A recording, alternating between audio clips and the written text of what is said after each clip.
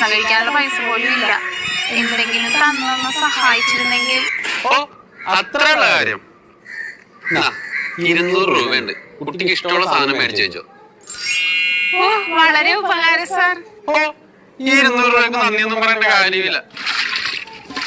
ചേച്ചി എന്താണ് വെച്ചേ? ചേച്ചിക്ക് ആൺമക്കൾ ആരെങ്കിലും ഉണ്ടാ? അവർക്ക് പറ്റുന്ന ഷേവിംഗ് ക്രീമും മോയ്സ്ചറൈസറും സൺസ്ക്രീനും ഒക്കെ ആയിട്ടാണ് ഞാൻ വന്നിരിക്കുന്നത്. എന്റെ കൊച്ചേ, എനിക്കൊരു മോനുണ്ട്. അവന് ഇതിന്റെ ആവശ്യമൊന്നുമില്ല. ഞാൻ തുണി അലക്കണ സോപ്പ് കൊണ്ടാണ് കഴുകണം. ആരാണത്?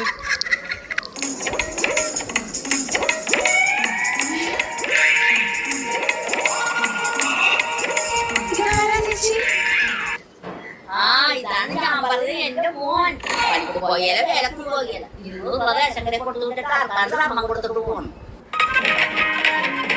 ഓ ഇതാണ് ചേട്ടൻ പറഞ്ഞ